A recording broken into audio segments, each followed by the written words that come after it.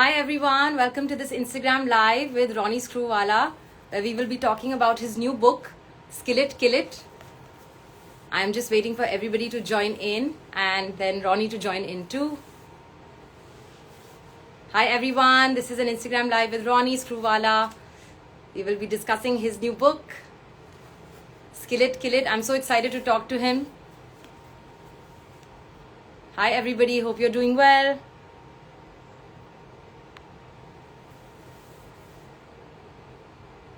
I am just going to request Ronnie to join us now.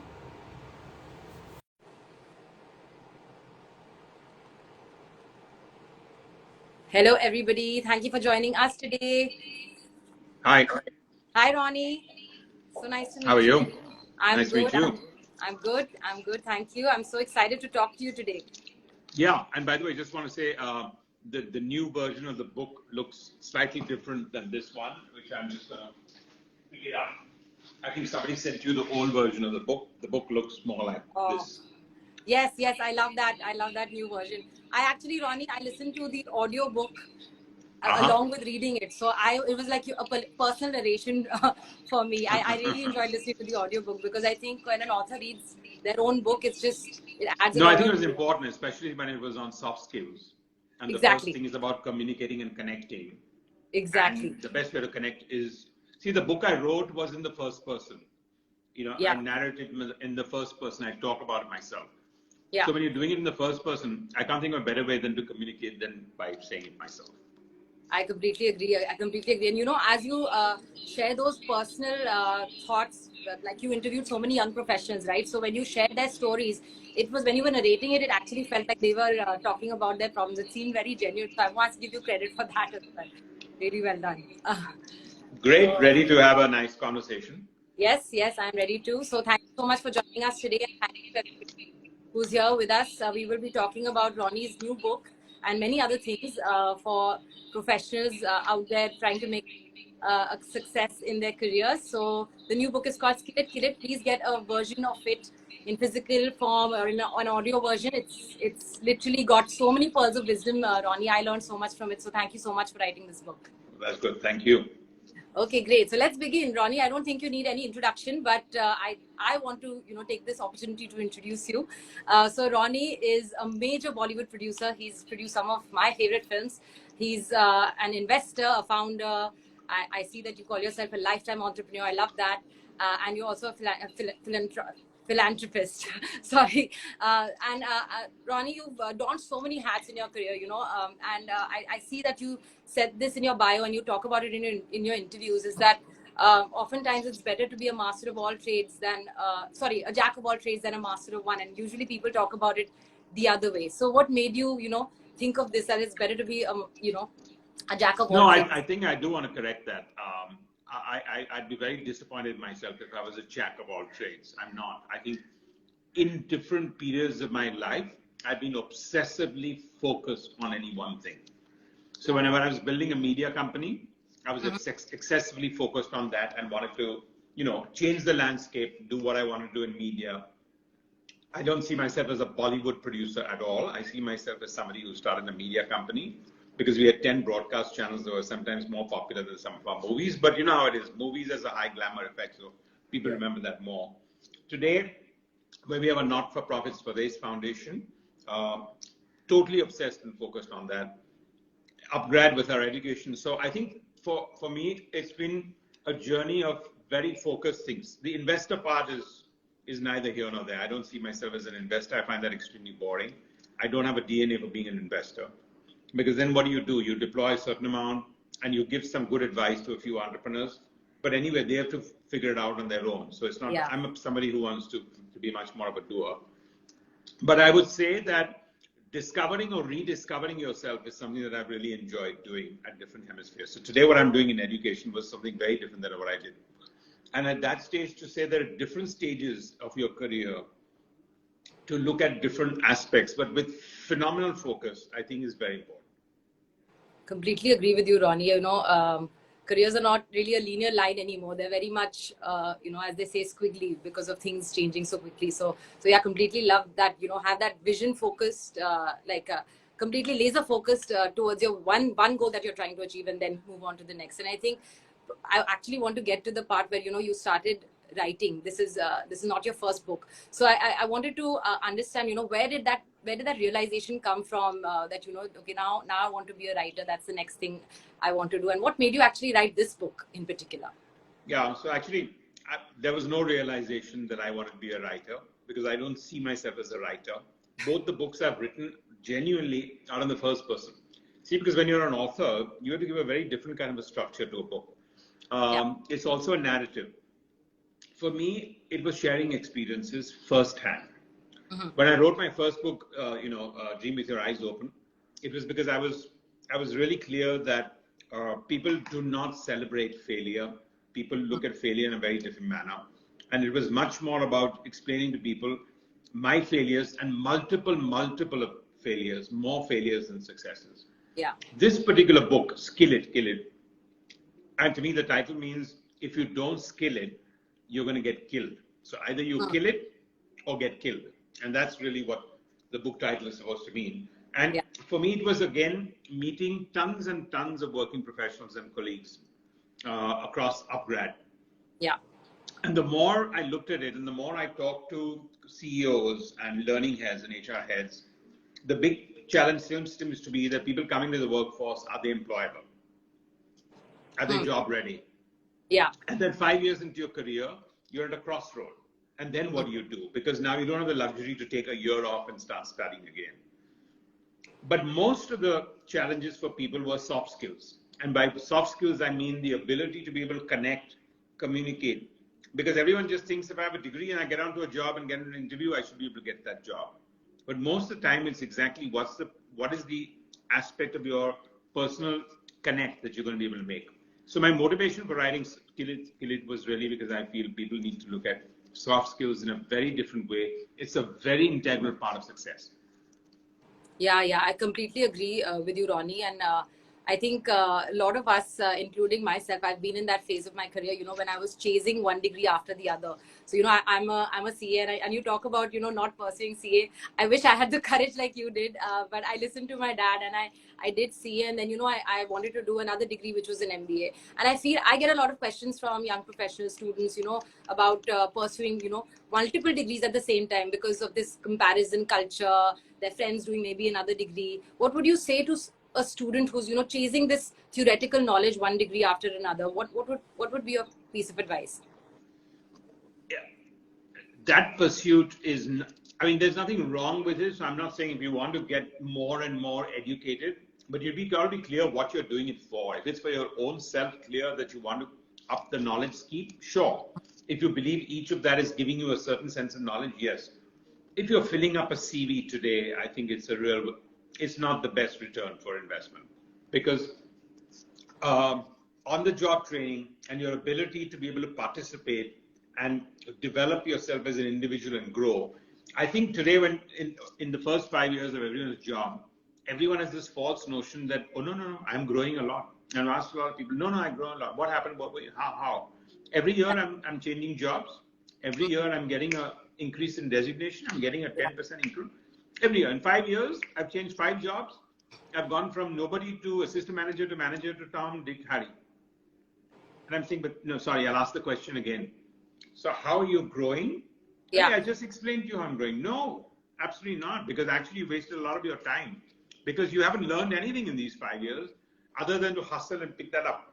And you suddenly realize that 10 years into your life, that CV of yours looks even worse than if you didn't have any degrees on your CV. Yeah. So then somebody what you're saying is that we shouldn't be changing so many jobs, or we should. Look, I don't think this is an era where like our parents or our grandparents did one job in their life or two jobs in their life. That's not going to happen.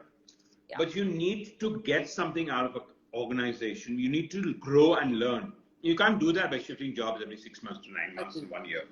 Okay, in 1 out of 5 jobs, you'll have a bad boss or a bad culture. But if you're having a bad boss every time, there's something wrong with you. Yeah, can't be all the 5 bosses. Yeah, definitely. I completely agree with you, Ronnie. And actually, when you were talking about shifting jobs, changing jobs, I think you touch upon this in your chapter, which was my favorite chapter of the book, which was stability is a slippery slope, especially because so much has changed during the pandemic. We can't think of everything to be normal. It's become very unpredictable now. So what advice would you give to somebody who's, seeking stability in their careers? The first advice I would give them is to acknowledge and accept that there is no stability. When I was an entrepreneur, most people said, "Arey yaar, why do you want to start your own business? Take a stable job." Yeah. Cut to today, if somebody gave the advice to a new person saying, "Arey yaar, why do you want to do this? Take a stable job." The first thing I would say is there's no such thing as a stable job. Completely. Okay? Yeah. Not because companies are going to keep collapsing around you, not for that reason. It's not, because the world is moving fast, the consumer is moving fast, the companies are very clear that the top 50% are the ones that they want to retain, not everybody. Yes. So if you're not growing, if you're not making your presence felt, if you're always a newcomer in a company, you're going to sell, and you will never be able to grow. So there is no such thing as a stable job. That forces you, that does not mean that you should feel restless your whole life. Don't get me wrong. But it's important for you, therefore, to feel there's no such time for complacency. If I don't speak at a meeting, I do my job quietly and I go home, nobody will touch me. Absolutely out of the question. They will touch you and you will get affected in your job. Yeah. So you have to be on your toes.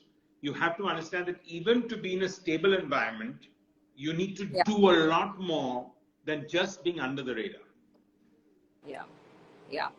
Yeah, completely agree, Ronnie. And I this concept you talked about in the book, which was, it's not the best being an average 5.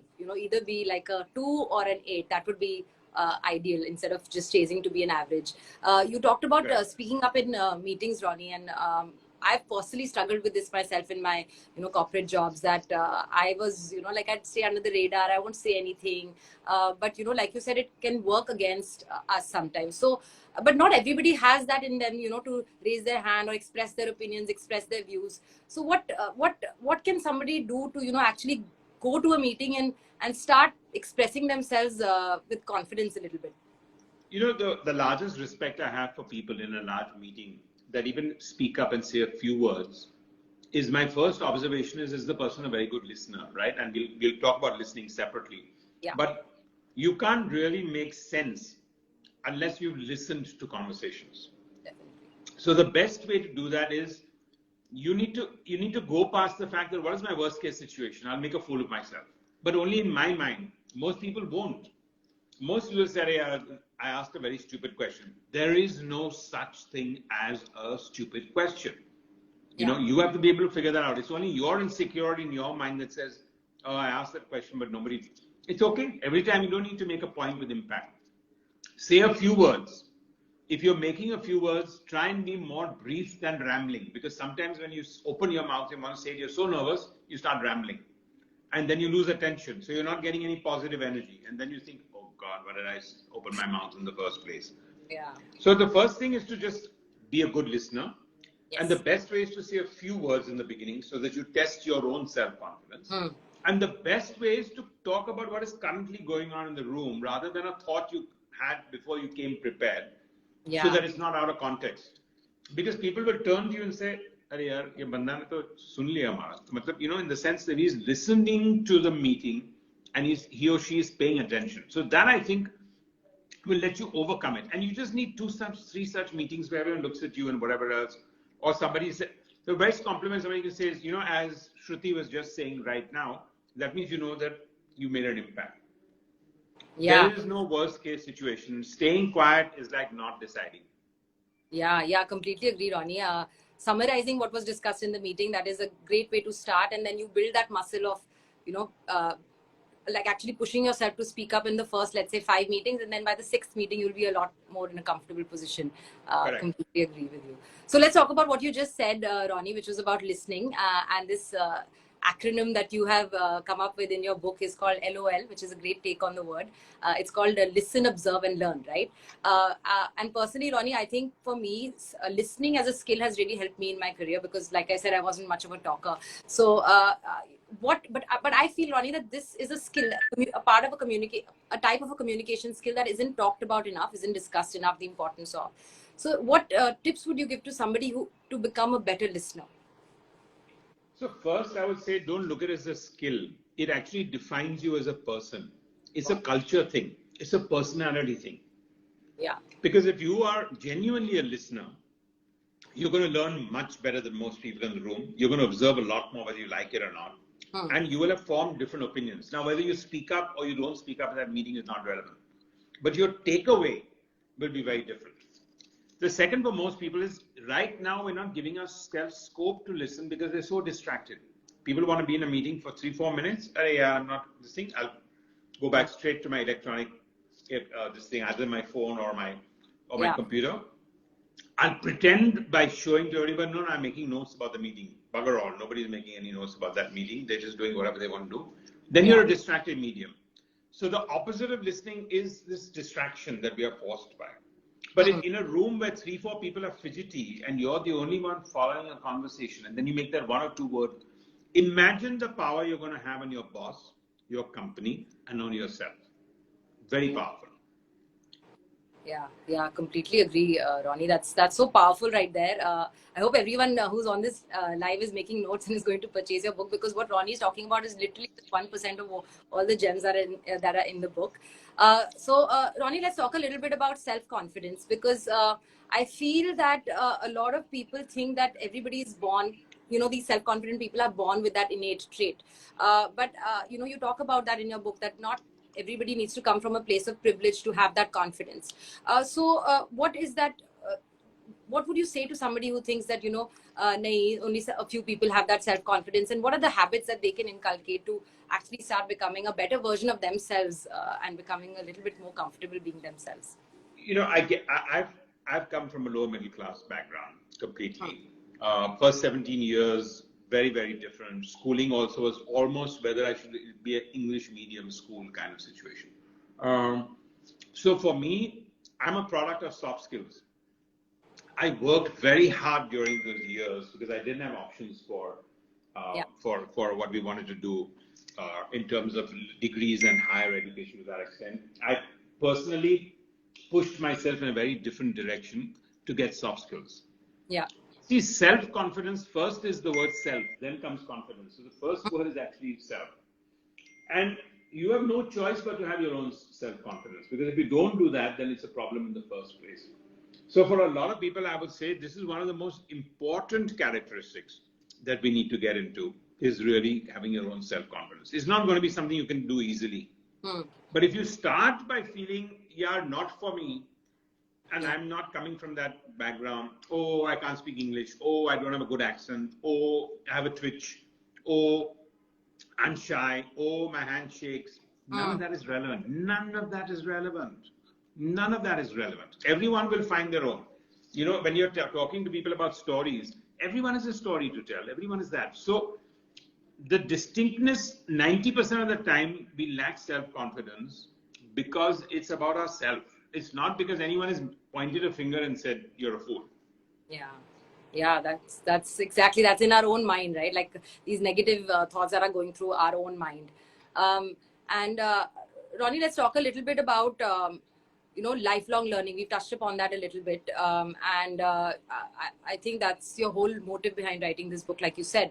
So why do you think today, we've discussed a little bit about this, but why is it that upgrading our knowledge is so necessary now?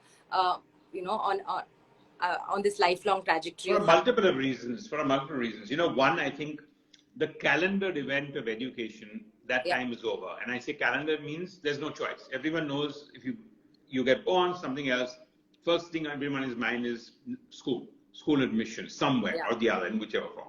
And then there's college. Those are the calendar events in your life. Then you're 16, 17, 18. That's when parents, grandparents, friends ask you, what do you want to do in life? Till that time is what do you want to study in life? So the question is that for the first 18 years, it's calendar. But is that relevant today to see you for the next 40 years? No, that time is gone. So what you're doing for the first 18 years are not very relevant for you past the next 2-3 years, if at all. That is the beauty about the world we live in. which is giving us technology, which is giving us social interaction, which is allowing us to do so many things that our parents didn't do in a much more here, now, interactive way. Yeah. But the downside of that is it's changing. Yeah. So what you studied for those first 18 years do not have applicability and relevance to that level. They're a good foundation. But if they were a foundation this big, now they're a foundation this big. Yeah. Which means you have to upskill and constantly be in learning mode. And I'm afraid, whether we like it or not, for the rest of your life. Yeah. Yeah.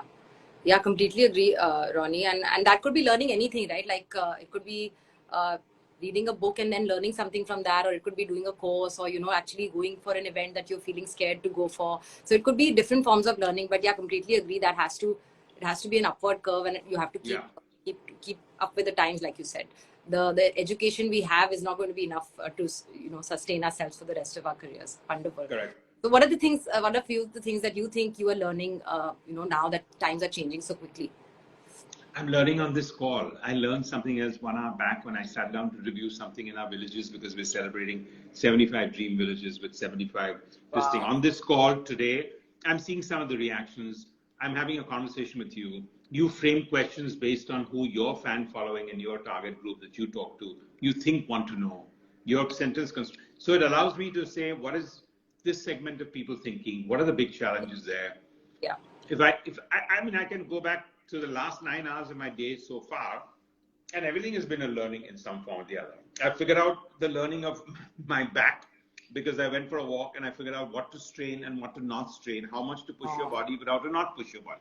So all I'm saying is learning is about being highly aware. Then it's a little bit about the listening part, but it's also observing in so many things across the board.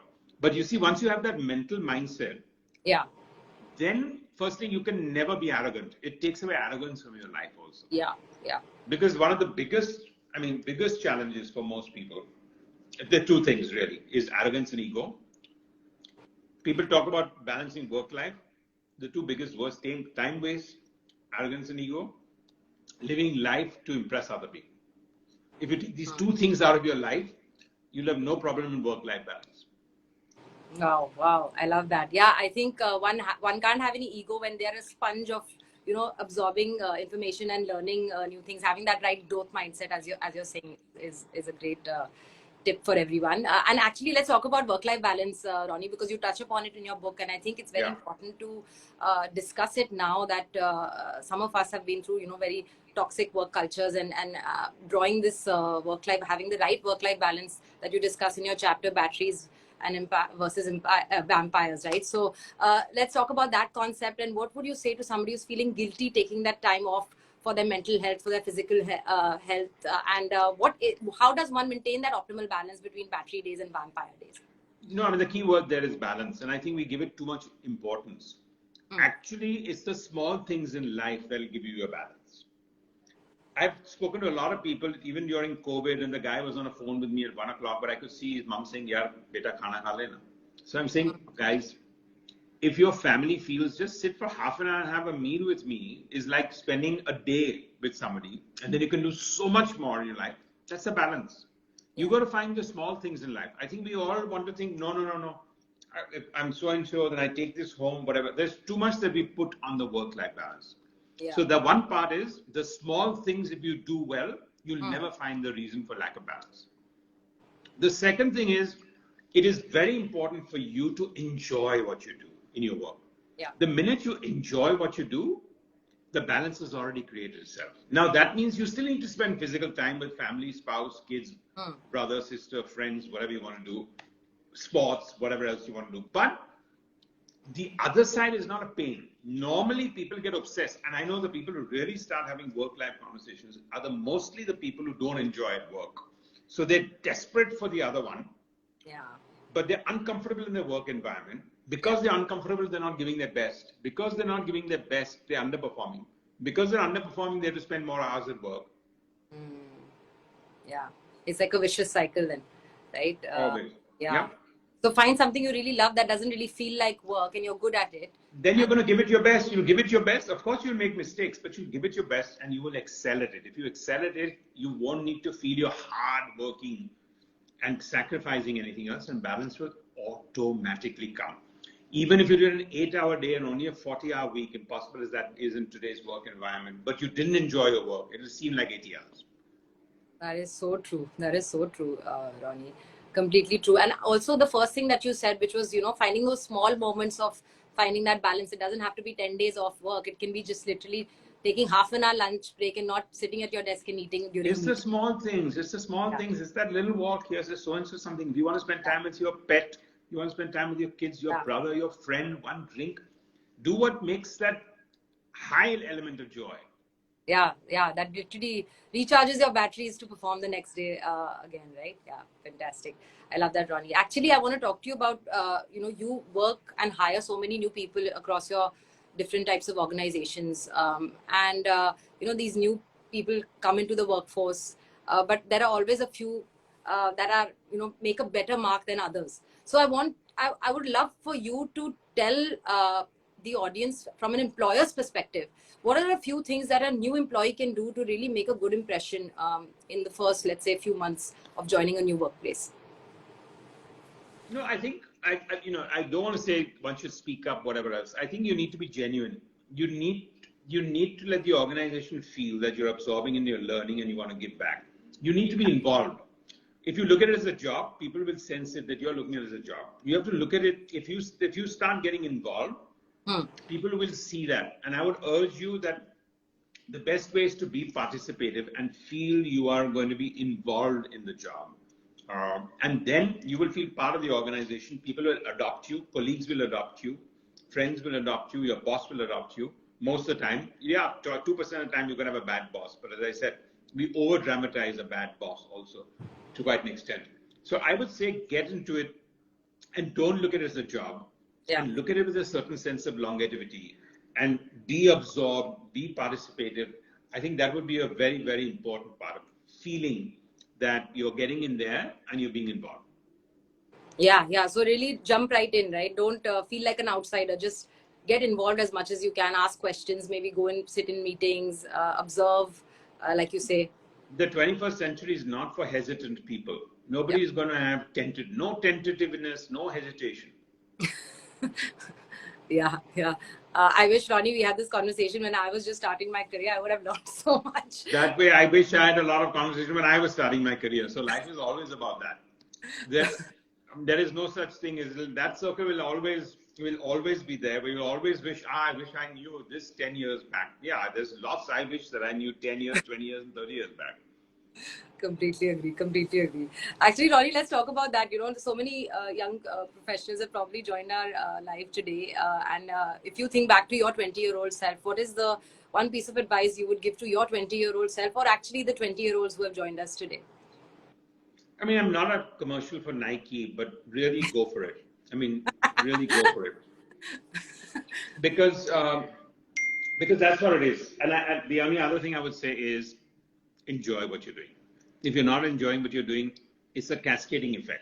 Performance, stress, lot more hard work, bad work-life balance, angst. Because you're angst, you become a bad individual. You take it out on people. It's not even a vicious circle. It's a vicious circle when you look at that. You've got to be able to find your sur on enjoying yourself. And enjoying doesn't mean partying and everything is about that. Let's not get that little joy. And by the way, joy does not mean always smiling, laughing, and all of that. A high sense of pride also means getting joy at work. Because if you feel really, emotion is a joy. If you feel emotional about what you're doing. So if you're really happy and proud that I'm doing something and it's whatever else, that'll give you joy. Because joy is about pride. Joy is not about fun. So really enjoy what you're doing. Feel proud about what you're doing. It'll melt away so many things in life. Yeah. The next time you want to change your job, find it for a job you enjoy, in a company that you enjoy and are proud of, rather than one more designation shift and a 10% salary increment. Yeah, yeah. I think that's so important. You've summarized it so well in the sense that it's important to actually find that one or two things that you enjoy, and until you find it, you wouldn't be able to perform your best. And it's Yeah. important to maybe keep exploring. And when you do, you'll know it. Yeah. You'll go dhak. Yeah, when you know, then it'll be like striking an amazing idea, and then you stick to that one path that you've decided and that you enjoy, and then accelerate your career in that. Correct. Wonderful. Ronnie, I'd love to know, what is your vision, a goal from this book, Skill It, Kill It? Like, what are the few things that you're trying to achieve? Why does anyone share? I mean, book is about connecting. It is about sharing. The fact that I did the audiobook, it's because I want to share.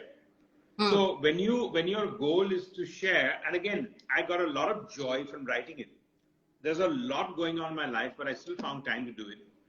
But I found time to do it. Like, we always have room for dessert, even after a good ice cream or a good rasgulla, even after a very full dinner. You always have time for a sweet dish. You always have time in life for the things you enjoy. So true. And in that context, I enjoyed sharing. I do enjoy sharing. And this book is about sharing. So I think for me, just the comments that are there on this chat that we're having here today, the comments that I get from people about that, if it's in any way got them to think better, I've shared. If it benefits, I can't think of a better sense of achievement, joy, and what I get out of it. Fantastic. So this book is for any professional in any phase of their career, right? Like professional. I would say so. I think today, in my phase of my career, if I read this, I would still find 3-4 good nuggets. Yeah. And for a book, a whole book doesn't have to appeal to you. Yeah. You have a 1-hour conversation, you take away 2 thoughts. You read a whole book for 3 hours, you take away 3 thoughts. Phenomenal. Yeah. Yeah. Completely agree, Ronnie. And you also said it in the book that, you can keep coming back to it to read specific chapters or like if you, let's say you have a meeting and then you want to learn how to, like really up your communication skills. So yeah, you can, it's like a Bible of resources and tips that one. Yeah, I wouldn't call it a Bible, but a good reference book. I think it's really good. I wish I had read it earlier. I'm being very honest there. Okay, wonderful. Ronnie, do you have some time for like 1 or 2 questions? Yeah, sure. Okay, wonderful. Does anybody have any questions for Ronnie? I'm just going to scroll up and see. Everyone's got a lot of comments. I don't think anyone's asked me. I see one question from Siddharth, Ronnie, which is, how do you maintain intensity, composure, discipline during the low periods of your life, or like during periods of rebuilding? Which is a great question. Yes, I think it's a great question, Siddharth. And it's tough. The first 2 times it's even tougher. But when you get out of that first 2 times, you really get that strength, that self-confidence that I talked about earlier, to be able to do that. And I think for me in the very early days, I found the medicine to be 2 things. One is, if I kind of look at what's my worst case scenario and can I handle it? And most of the time, if I paint even my worst case scenario when I'm feeling bad, and if I can handle it, my mind, my body, my heart, my pulse rate is already down to some sense of normal. And the second one, we have 7 billion people on this world. If you just start thinking about the other 5 billion who are going to have less opportunity than the problem you think you're facing at that moment, you'll be embarrassed to think, why am I having a low day? You will feel blessed. You will feel opportunistic in whichever form you are. Because trust me, there are many more people having incredibly worse days in situations that were never their control. Either because they got born to poverty, or their nation's at war, or they've had a horrible government, or they've been picked up because of a revolution, they had an earthquake, a natural disaster. I mean, I don't want to sound morbid, but I just want to tell you, the best way to not feel... Oh, sorry, Ronnie. Sorry, the best way you're going to feel that you're not going to have a problem is by actually just looking around you and feeling how privileged and blessed you are most of the time. So true. Yeah, there's so much to be grateful for compared. Like, there's so much going on in the world that, just start there. Another great question that, Ronnie, I'm sure you get very often is about, clearly speaking in English. And sometimes we have incorrect grammar, we stutter, like you said, that we don't have maintain eye contact.